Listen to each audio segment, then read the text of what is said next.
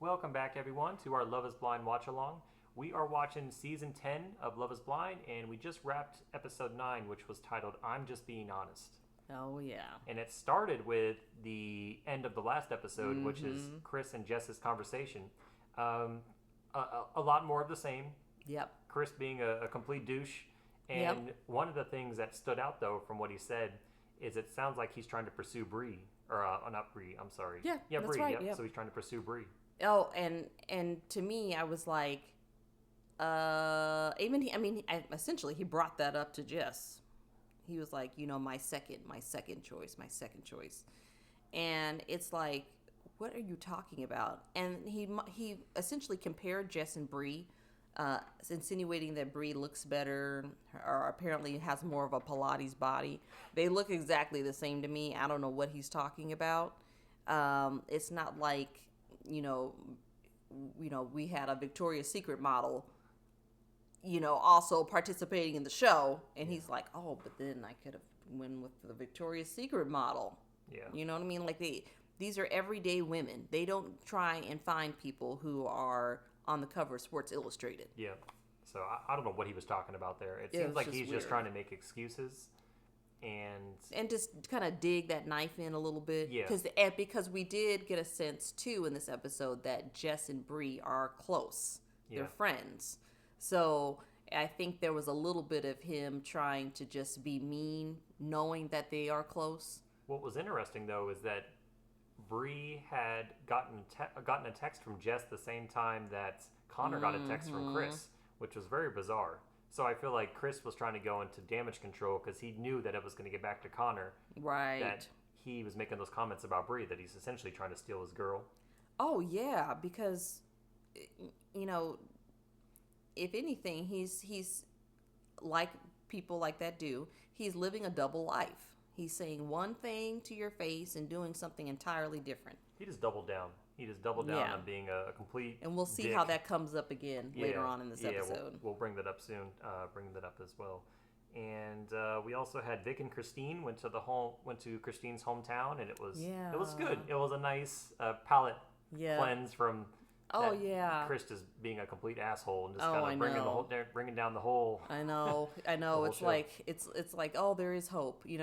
It seemed like it was nice for her to show him. She comes from this very rural town, and he got a chance to get a glimpse of what it was like growing up there for her. Yeah. And he embraced it. Yeah, he was feeding the horses, and it seemed like he was having a lot of fun. Yeah. Yeah. So that was a good, I guess, one of the more positive parts of the episode. Yeah. What else we got? We had Amber met Jordan's family. Yep. And everyone looked like Jordan. Yes, they all look like they're from Wisconsin, and they all look like Jordan. And it reminded me of the Eddie Murphy movie, where he put on the prosthetics and he played multiple people in the family. Yeah. Big Mama's House. Or no, that was Martin Lawrence. That was Martin Lawrence. I can't remember it. It'll come to me later, but that's what it reminded me of. It was like Jordan was playing. Oh, Nutty Professor. Nutty Professor. That's what it was. Yeah, and it was like Jordan was playing all of them. Yeah. But his family seemed like they were really nice, and they seemed to really be warm and kind and accepting of Amber. So that was nice to see. Yeah, that was a good interaction amongst the cast member and the family. We also had Devontae and Brittany had another conversation, and Brittany again expressed to Devontae, "I don't feel like you're into me." Yes. But then she tried to give him an out, saying that she's bringing in some of her past experiences from other relationships, and she feels like she's being insecure.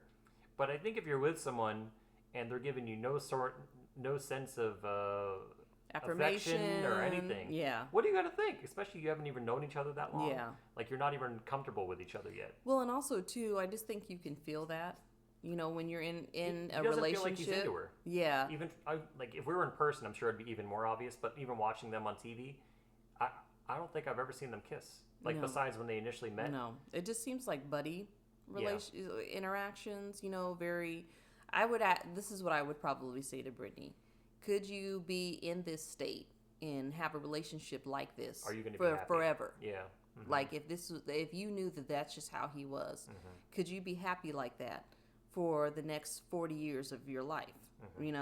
And more than likely, she's probably going to say no. So if you know that's the case, then she just needs to find someone that's going to give her the type of attention that she needs. And everyone wants to feel wanted. Yeah. Nobody wants to be in a relationship where it seems like the other person doesn't want them. Hers seems to be words of affirmation and physical touch, and she's getting neither of those from Devontae. Yeah. And she's fooling herself if she thinks that she's going to feel yeah. fulfilled in her relationship if she's not getting either of those. Exactly. And it's, if you haven't even known each other that long and he's already like that, what is it going to be like a year from now or 5 years from now? He's going to be even colder to you. So like you're going to essentially be roommates at that point. Exactly. Because he's not going to give you any more love than he is now. Oh my, I know. Well, because in anyone that's been in a relationship, once you get kind of settle into it, the love is still there. It just it's not jumping each other's bones every time you see each other. Yeah, I mean, it's just different. You just feel more settled into the relationship. Yeah. And like you said, if he's not showing her that level of affection now, I'm like, I don't know if that's ever gonna happen. If I was her friend, I would say you need to move on, really reconsider yeah. Staying with this guy. And then we also had a meeting between Connor and Chris. Bree did not come up in that conversation. It was more or less Chris sharing his really not being honest about what happened. Yeah, his So his opinion about what happened, but it was so far from what actually did happen. And also he omitted that he was talking about Bree in that conversation as well. Yeah, because Connor just seemed like, oh wow, like this is huge, and it's like, oh, can you repair this? He kind of brought that up multiple times, and I think he wanted to know, is like, is there any chance or opportunity for you to make this right? And it just seemed like for him, he was in the state of mind like, what are you going to do to fix this? And I think he has zero clue that Chris that's not in his his plans. No. He's he put it on her. He's like, she didn't want to be with me anymore. Yeah.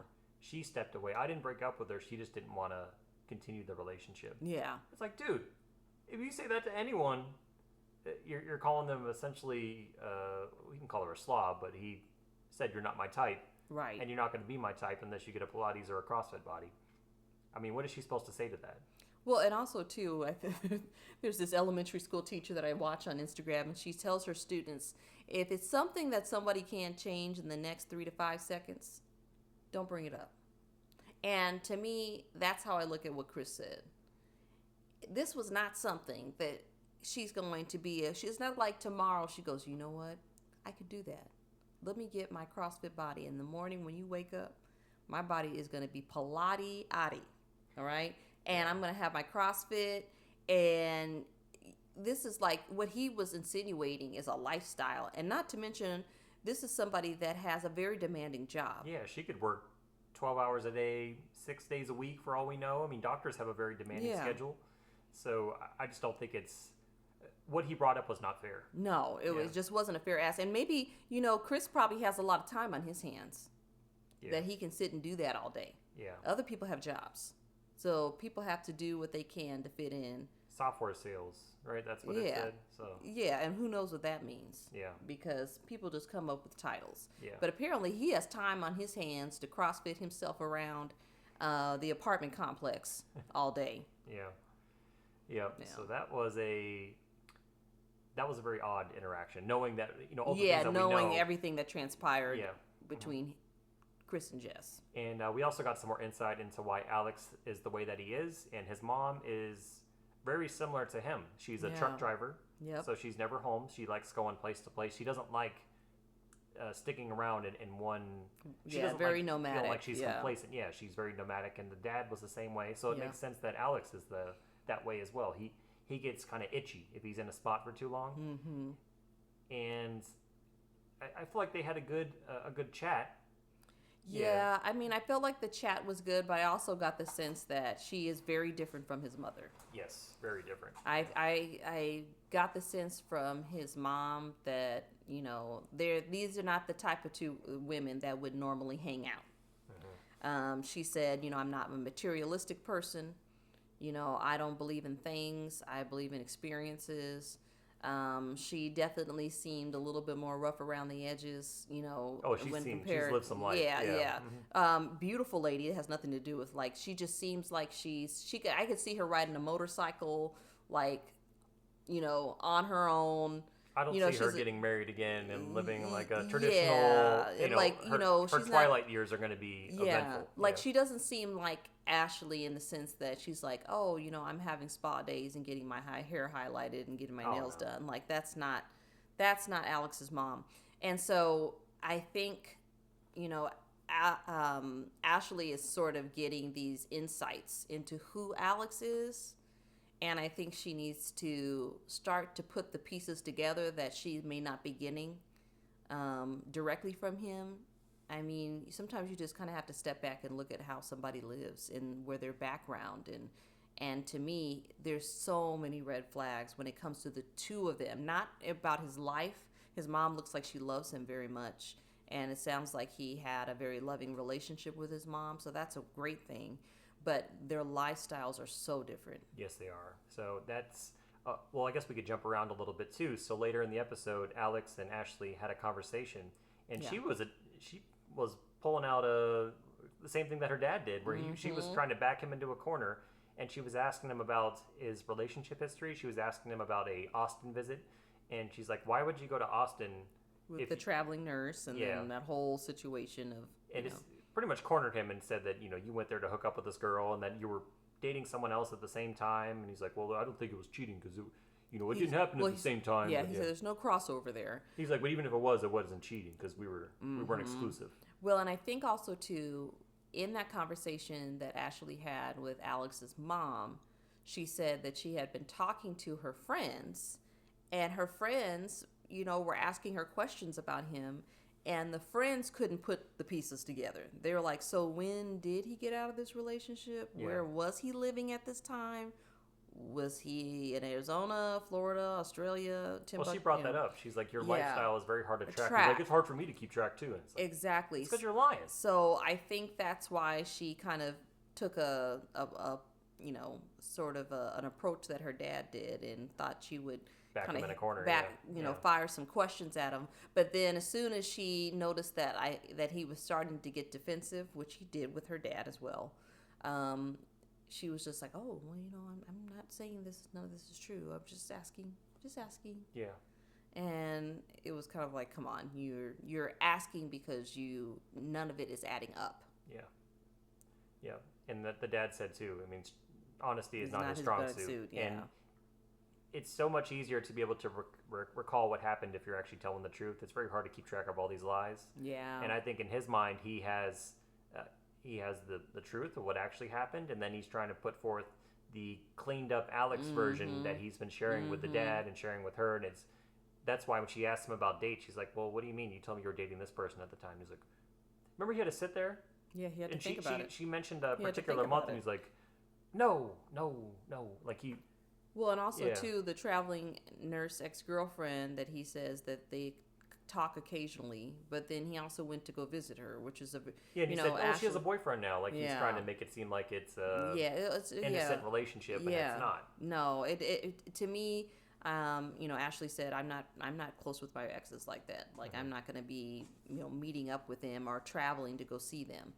And so, to me, even if it was innocent, if that's not something that you are okay with, then another reason, Ashley, to move on. Yes, yeah. And we had some other things that happened that were notable before that. So Mike ended up meeting Emma's family. Yes, that was a very interesting interaction. So let's start with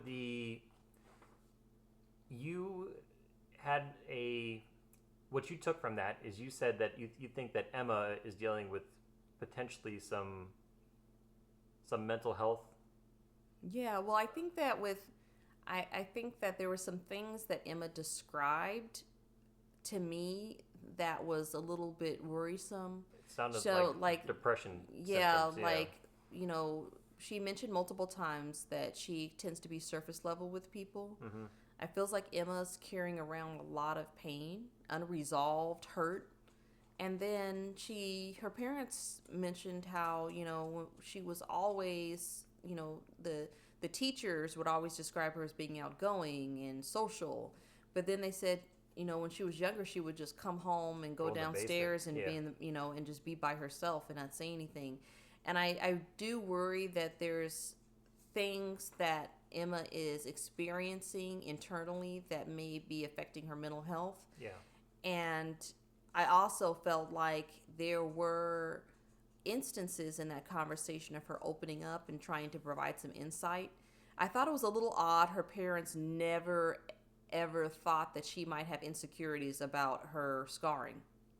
That was mind-blowing to me. That's like having a child who is wheelchair bound and you go, I never thought you being in a wheelchair ever bothered you. Yeah. And you're going to school every day? Yeah. Like, it's to even the most positive person, there are going to be days and times where you feel insecure. And then, she brought up some insight into what it was like for her being essentially Chinese, living in a community and in a family that's predominantly white in Wisconsin. And that it sounds like they didn't make an effort to help her understand where she came from, to have any sense of pride and in her culture. Yeah. And I think the one thing that the big mistake people make is that they take the approach when they adopt children, especially of different races and ethnicities. They'll say, well, we never wanted you to be raised as if you were different, or we never seen color. We never. Well, you have to see her color. You have to see her difference, because that is a part of her. She sees it every day. And she experiences that when she walks out the door. So them ignoring that is ignoring her a big part of who she is and her lived experiences. Yeah. So to me, it is so unbelievably selfish to have a child who you have brought to a country that is separate from what they've known. And yes, you may be giving them more than what they would have had, but at the same time, to never give them any sense of pride in who they are is so unbelievably twisted to me. And, people, if you're going to adopt a child of a different race or ethnicity, especially one from another country, and who is coming to this country from another country, from a different culture, a different background, please respect who they are and where they come from, and create a life for them and yourself that they can see themselves. Mm-hmm. That if you're going to adopt a child from Africa, then I hope you have some people of color, that you have some black people in your life. Yeah, you may have to move. And you may have to pick up and move, and you may have to live in a community that's diverse. Yeah. Because if you're not willing to do that, then do not do it. Mm-hmm. Because it will stay with somebody. It will impact who they become and who they develop into. And so you've got to have, as a parent, you've always got to put your children's needs above your own. And so it's not about what makes you comfortable. It's about what makes your child comfortable. And when they adopted Emma, then that was a choice that they're going to move their two girls that they had and say, you know what, we're going to live in a community where Emma feels accepted and Emma can see herself, and Emma has exposure to Chinese culture, and Emma has exposure to Chinese people. And maybe, I think when you have adopted a child from another country, it's important to have opportunity for them to go back and see the country that they came from. Yeah. And I do believe for Emma, that would increase a lot of her confidence. And that's separate from her ever having children. It's just allowing her to recognize that she comes from a beautiful, rich cultural background. So growing up in my household, my dad would constantly try to instill pride in my brother and myself for being Italian. He's like, this is, all the great things about it being Italian. Now imagine he had adopted a child from China or a child from Africa, and they're living in the home with us, and he's always talking to us about being Italian. They're not Italian. Yeah. How are they supposed to be able to sit there and take pride in that when that's not who they are? They don't even know who they are. Mm-hmm. And it sounds like that may have been kind of close to what her experience was growing up, that she wasn't she was able to relate to her siblings in some ways, but like her identity and who she is as a person, she has no idea who she is. She just knows that she's from China. And even for her, this is your family, yes, but could you imagine just sitting around the table? Yeah. And there are going to be moments that hit you and go, I'm the only one that looks like me. Yeah. At this table, or when family get-togethers, I'm the community. only one here. Yeah, there may have been no other Chinese people in that community. Yeah. And there's some very diverse parts of Ohio. I'm not sure of the demographic breakdown. Right. I know there's some parts that have a lot of black folks and white folks living in the same town, but I don't know about Chinese people. Yeah, because there's the Love is Blind in Los Angeles. You know what I mean? Yeah, like a lot of Chinese people here in where we live as well. Yeah, in Nevada, so her parents should have picked up and moved. Yeah. They should have moved. If they were willing to go all the way to China to get her, they should have been prepared to pick up and move and live in a community where she could see herself. Yeah. Where she could see others different from her.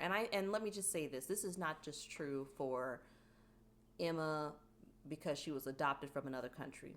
This is true for anyone out there. There's so much benefit that comes from being in a diverse community. There's so much you can give your children by having them be exposed to other kids who are different from themselves. Yeah, it's understanding. It's understanding. Yeah.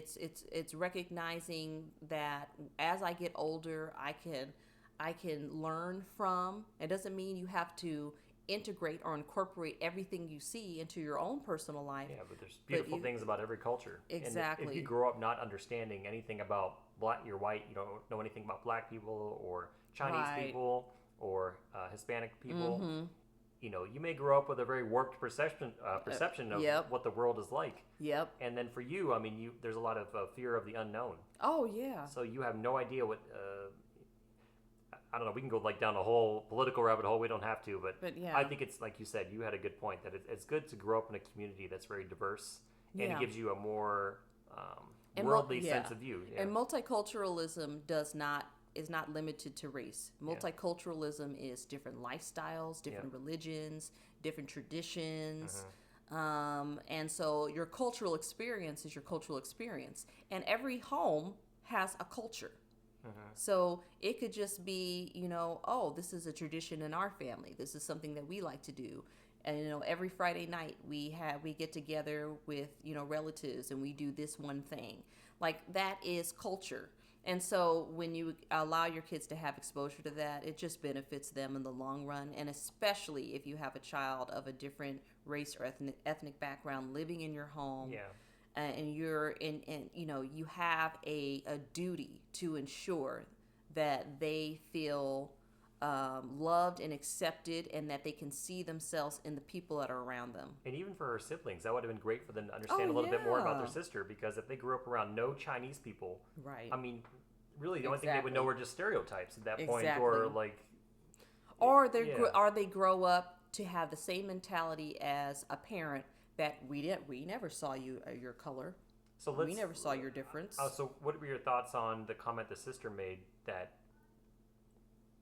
Sorry, our neighbors are being kind of loud. So if you heard what the sister said, she essentially told everyone in the group that if she had the choice, if she was to go back into her life all over again, she would have never had kids.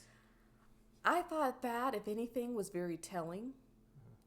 To me, it made me wonder if there was some aspect of their upbringing or their childhood that the parents weren't very warm or something to have two children say that two young women say don't do this, like if I could go back I wouldn't do it. It made me wonder if there was something underlining there. It was very honest. I do believe that she wanted Emma to hear her truth and not to feel bad. I also thought, though, in saying that, I was like, oh man, that's gonna live forever and your kids are gonna see that. And as a mother, I couldn't imagine not having our daughter in our lives. Well, that would hurt my feelings. If I saw my mom say that on TV, if I could do it all over again, I wouldn't have had kids. I'd be like, oh wow, how do you feel about me? Well, I mean, all I have to say is my only advice to her is that one day you will be old, and I hope your kids don't look at you and say, if I could do it the way I want to do it, I wouldn't put take you care. in a home. Yeah, I wouldn't take care of you. Yeah. So I just hope that you keep that in mind. But as a mother, I couldn't imagine. My life has been, yes, it's difficult, but my life has been enriched in so many ways. Yeah. By having our daughter. So I could never. It would be the most tremendous pain to ever think about her not being here. Yeah. So I don't know what to make of that. It just says to me there's something lacking in there's a lack of nurturing there. Mm-hmm. And I have to say her mom didn't seem to hug her. She didn't seem to. When Emma was talking, I noticed that she just kind of looked and nodded, but she never got up and said to her, "Honey, I'm so sorry. I didn't know you felt that way. Yeah. I had no idea you were feeling like this." And as a mom, if my child, even if I don't care if they're 30 or 40, if they had said something like that and I had missed it and it was still impacting them to that degree, I don't care if it's production team, cameras, any of that, I would have held them in that moment. You would have felt remorseful that it's something that you missed and they grew up feeling that way. So I understand. Yeah. And I guess the most eventful part of the episode was at the end when they not only had the couples there, they also had some other cast members from the pods show up. Yeah. So where do you even begin? So there was the weird relationship between Priyanka and Alex. Oh yeah, Alex seemed to look a little like Alex is so shifty-eyed. I have never in my life seen somebody so shifty-eyed. But he had this thing like, there's Priyanka. We're both in a Chicago chat group. I was like, okay. He's like, I don't think it was appropriate for me to bring up that we knew each other, and it would have. He tried to make it seem like it would have ruined the experience for her if he was to say something. He always looks shady. He always looks like he's hiding something. And to be fair, maybe he's not, but he just needs to work on his mannerisms. I don't know. It's just very odd. Yeah. Very odd situation. And which was weird because you brought it up, but Priyanka didn't seem to be in the least bit moved by seeing him there. So it was kind of like, okay. Maybe just a hookup. Well, I couldn't tell if he was like, oh, that's Priyanka. Like he was interested in her, but she seemed oblivious to me. She just seemed happy to see the ladies. And then Kia was there as well. Kia, yep. Kevin was there. Yeah. Kevin being Kevin. Who else was there? Was Tyler there? I didn't see her. Tyler did not show up. She didn't show up. So not everyone from the pods came. Jess did show up. So what happened when Chris showed up? He gave Connor they shook hands and they greeted, which is weird because at that point Connor definitely knew that Chris he had reached out to Bree through DMs. Yeah. So I asked you, how would you feel? What would you have done in that moment? Because I felt like Chris walking in there, that was Connor's opportunity to put on his big man pants and let him know, like, I know what you did. Yeah. Right? This is not just your girlfriend, this is your fiance. Yeah. Okay? There's like levels to the degree to which you should have some reaction to a guy that's supposed to be your friend hitting on your boo. And Chris doubled down. Chris, throughout this episode, he turned it up. We thought that conversation with Jess was bad, but you're right. Connor, at the very least, at the very least, Connor, you should not have shook his hands and dapped him up. You should have, if you didn't want to be confrontational, that's fine, but you could have at least avoided him. The way that you greeted him, it's almost like there was nothing wrong. Like you're still boys. And then he essentially called you a little... And he was. Yeah. Because in some ways, Chris was right about that because Chris tested him. He did. When he walked into that room, if he walked into the room, and this is, you don't have to be confrontational in saying this, but if he walked in the room and put his hand up to me, I would say, I'm not shaking your hand. Snake.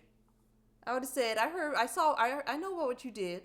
That's the title of the last episode, right? Yeah. Snake in the grass. Yeah. And I would have to let him know, don't come up to me two-faced. Yeah, acting as if we're buddy-buddy. Because if anything, you and I are going to have a conversation outside. Yeah. Because that's how I would have dealt with Chris. Yep. And Connor didn't do that because Connor is still 12 years old in the basement playing video games. So Chris, while he was in the bathroom with one of the other cast members, Jordan. I don't know if it was Jordan, and he said, Jordan. "What's Connor gonna do? Is he gonna fight me?" Yeah. And he laughed, and he's like, Chris essentially called Connor a little punk, and he's like, he's not gonna do nothing. And I believe so much more was said in that bathroom. I believe that Chris said, literally, I get to see Chris saying this. Literally, Jordan, like I DM'd his girl, told her that I was into her, and look at, he just shook my hand as soon as I walked in here. Yeah. And he knew that was a test. Pretty much called him a cuck.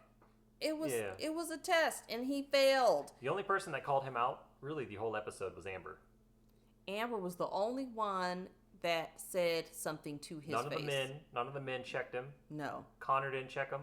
No. Bree didn't check him. Nope. Only person that checked him was Amber. Yes, she's the only one that seemed to have some sort of moral compass. And then I could tell Amber was not a fan of Jordan hanging out with Chris. I think she was thinking in her head, like, what is this about? Yep. Like, what does that say about you? Because Yeah. you know what he's doing. So, like, what's to say he's not going to try to do the same thing to you? What if he tries to reach out to me? What are you going to do, Jordan? Yeah, you are the company you keep. Yeah. And to me, I believe in being very principled in life. And I was always raised that there's right and there's wrong. And to me, when you have wronged someone to that degree and have said the things that he said, I would have to sit there and Jordan say, should have said something. Because are you not friends with Connor? Do you hate Connor? Or like, I know. How can he you? He just laughs. Well, I just think I think that's who he is as a drunk. When he's drinking, when he's drunk, that's who Jordan is. He smiles and he giggles. Silly. Yeah. He just. Yeah. I don't think he has anything else going on in that. But I hate to say this. Does Jordan seem like the most intellectual person? No. He can cook. He makes his chocolate chip cookies. Yeah. But he just does not seem like the kind of person that has a yeah. whole lot, like you're going to have these really in-depth philosophical conversations with him. Yeah, he drinks on the weekend, he goes to work during the week, and that's Jordan's life. Yeah, and he just smiles. Yeah. You know what I mean? Like, there's not a whole lot of depth there. It's like the jolly, well, you can't really call him a giant, but he's just kind of jolly all the time. Yeah. And he's never serious. Yeah, there's not a lot of layers there with Jordan. Yeah. So, and then I also think, too, alcohol plays a huge role in the reactions that we're seeing out of people. Because when you incorporate alcohol, it does numb you or it enhances emotions. The truth comes out. The truth comes out, but I do believe that there would have been more questioning of Chris. But everybody was in, I want to drink and have a good time mode. But you saw once Jess told the whole group there what happened, a lot of the group, I don't think they knew to the extent of what Chris was doing. And once she told them what he said, it seems like all the women were disgusted. Yeah. And again, Amber's the only one that said anything to him. And it wasn't, if you're not involved in it, that's your choice. If you don't want to say something to Chris. I just wouldn't even want to talk to him. But then Bree had a conversation with Chris. Well, Bree, Ashley, and Priyanka, I believe, were all standing there. Yeah, but then when Bree had the one-on-one with Chris, and he was sitting there, and he's like, Connor is a blue-collar guy. He doesn't get money like that. I'm going to be able to... Essentially, he's like, I'm going to take care of you. Connor can do nothing for you. He's submissive. I'm an alpha. And then she looked interested. She looked intrigued by what he was saying. I mean, she entertained that conversation, and I was like... I'd be done. If I was Connor, I'd be done. I have to say, Bree lost her girlfriend card. Like, she is not a girl's girl. What kind of friend are you? She's not a girl's girl. But I will say this. Bree wasn't really a girl's girl to Jess when she was trying to hang out with Chris either. Right. Yeah, she's like, well, I'll hang out together. And then she kept telling... She's not a girl's girl. Yeah, and she kept telling Connor, I wish we would have had more... Yeah, I already told Connor that we're going to hang out anyway. Yeah. We're just going to hang out, even though, we'll hang out. And that, to me, I thought was a little odd because I was like, well, does Jess want you to be hanging out with him like that? Yeah. And so that told me right there, I was like, this is not a girl's girl. No. And I don't know if she thinks she's winning something, but let's just say this. If she wants, I don't know, that little dude, she can have him.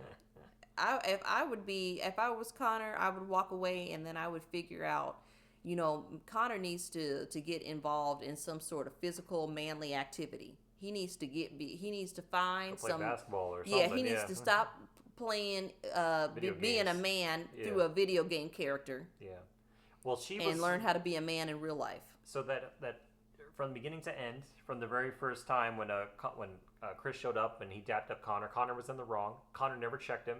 Chris was wrong the entire time, but no one told Chris that he was wrong. No. The only person that did was Amber, and the two people that should have said something to him were Bree. She should not have entertained that conversation. No, she should have said this is disrespectful to Connor and Jess. And she should have called Connor over. Yeah. You know what he just said to me? Yep. But she didn't. She sat there and she listened to everything he said, and she looked like she was intrigued, which is disturbing. Then it was weird that Connor never walked over. So I was telling you this was a couple years ago. I can't remember what season of Love and Blind it was, but there was Melton, I think his name was. Yeah. And then there was the other guy, the one who said he drove a Tesla. Yeah. And he was talking. Tesla, Leah.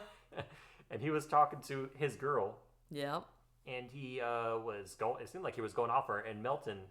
I think that's his name. Is the really tall guy, but he walked over and he checked him, and he was goofy too.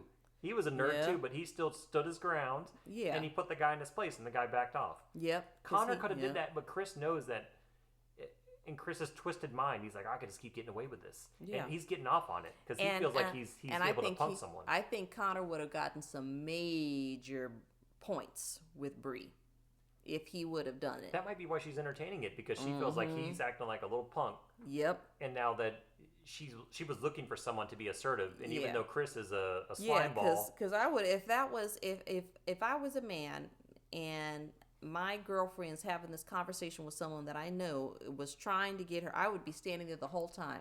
I would say, no, you're not getting alone time. I told you that if one of my friends had DM'd you knowing that we're married, it would take everything in me not to completely flip out. Yeah. So it's... Let alone would you sit across a room and watch us have a conversation. Yeah, like say we saw them at a bar or something and they came over and tried to dap me up. Like, I would want nothing to do with you. No. You would make it very clear, like this is not this. We're not friendly. And majority of people would. So I just don't know what Connor was thinking in that moment. I just think Connor is like he's a man child. He is a little boy in a grown man's body, and I think what happens is that when you raise young men to be that way, and it's not. People always say, "Oh, well, you don't want people to grow up being violent." It's not about violence. It's about having some pride and assertiveness as a man. Yeah. Because you can't function in society without that. As a man, you cannot function in society without having some level of gumption. Yes, and you've got to be able to stand up for yourself in some certain instances. You're ever going to be able to negotiate your salary, like even something like that. That would take. He has no assertiveness at all, and especially with Chris. I don't know what he thought Chris would do with him other than go for his ankles. There's nothing more that he could have. And also too, I remember my dad used to say this. I would say he's definitely like old school man's man. You know what I mean? Like he is what I seen as a protector, a provider. Like when it comes to family and it comes to his children and his wife, that's sacred to him. And he always used to say, anytime he's like, I was never the type of person that would ever start a fight, but I'm not going to be walking away from one either. And he said, even if I thought you could beat me up, you're going to have to do it. I'm going to keep getting up. And you're going to have to come back tomorrow. Yeah. And then you're going to have to do it again. Yeah. And I have to come back tomorrow and you're going to have to do it again. And Connor needs a little bit of that, because the worst thing that was going to happen is that maybe they get into a little tussle. Maybe Connor needs to experience something like that. Well, it would have been broken up, but then at least Chris would have known. He would have known, don't ever come to me again. Yeah. That boundary would have been, set. I don't think any other male on that show who had a significant other, if Chris tried to do that to them, that they wouldn't have said something to Chris. Not if they or at least ignored him and wouldn't let their significant other talk to him. Not especially if they really loved the person they were with. Now, maybe Devontae, he probably wouldn't care. He was like, I don't think he would say anything. Alex wouldn't say anything because, but Vic, I believe would. I believe Vic would. I don't think he's would be violent with him, but I believe that he would have pulled him aside. Oh, he would have approached him. Yeah. Yeah. Jordan, maybe in his own way, but like I'm sure he would have said something. Mm-hmm. So I just feel like Connor, there was a missed opportunity there to put Chris in his place, and also to show to Bree that, you know, I'm here, I'm your guy, and I'm here to defend you. But she was wrong too, because she should not have stood there and listened to all that BS that he was trying to feed her. But then I also think with Bree is that she sees that in Connor. And Bree was only there with her mother. So if Bree, by chance, I can't remember if she talked about a father figure. I remember that, yeah. If she has never seen what a man looks like when it comes to safeguarding her and looking out for her and showing up for her in those ways, there may be a little bit of her that wants that. And Connor is not the guy that's going to give that to her. Either is Chris. Neither one of them. Well, but she's Connor masculine herself, though. But I think she's always had to be. And sometimes when women are masculine in that way, what we call we're all on the spectrum of masculine and feminine, right? But sometimes for women, they want to. They have that up because they want to be able to let that go and be taken care of and know that someone's going to show up for them in those ways. And so for men, what they do is that they see it as a cop-out. Well, she takes care of herself. She's doing everything this, and she handles this. And so that means you're relinquished from being a man and doing certain things? No. So even though Bree may handle herself in certain ways, it's important too that, you know, she has Connor there to say, hey, I'm gonna handle this. And he really should have. It should not have been left up to Bree to have to engage in a conversation with him about that. Yeah, I agree. So it looks like the next episode continues on with this meeting of everybody. So it'll be interesting to see how that conversation ends between Bree and Chris, and then if Connor at some point has a conversation with Chris. But even if they don't, I mean, I would still like to see Kia and Kev have a conversation. I want to see what's going to happen with them. And I'm trying to think who some of the other couples were there, but I don't think Priyanka had matched with any of the. I don't think so. With any of the guys. And I don't. It's pretty obvious. Jess is not going to say anything to Chris. It'd be interesting if she does, but it sounds like she's just going to avoid him the whole time. She already poisoned the well, so now everybody there already hates him. Yeah, and rightfully so. I would just, let me just say this. If Jess should find out, that Bree knew all of these things and really didn't, have her back, I just hope that it's not like a, twice the pain that she's experiencing. Because it's one thing to have a guy do that, but then it's another thing to have a girlfriend that you think you can trust entertain somebody that has hurt you to that degree. So I'm feeling for Jess right now. She's going through it. Yeah, lost a friend and lost a fiance. I know. But, it's within due time, everyone shows who their true colors are, and then you can decide if you want to keep those people in your life or not. So, if anything, it might have been a blessing for Jess, because I wouldn't want those people in my life if I was her. Oh, no. And she has the other ladies that all seem to be very supportive of her. So I will say this. The other ladies do seem like girls. So I hope that Bree is prepared at the reunion for how the other women are going to react to watching her entertaining Chris that way. Yeah. And not putting him in her place. Yeah, I agree. I mean, putting Chris in his place for what he said to Jess, and then also just the fact that he could disrespect her twice by having and the person she's with, by even having that conversation. Oh yeah, so I'm excited to see what happens in the next episode. Me too. We're gearing up to the reunion, so I'm looking forward to it. Yeah. All right, everyone, catch you in the next one.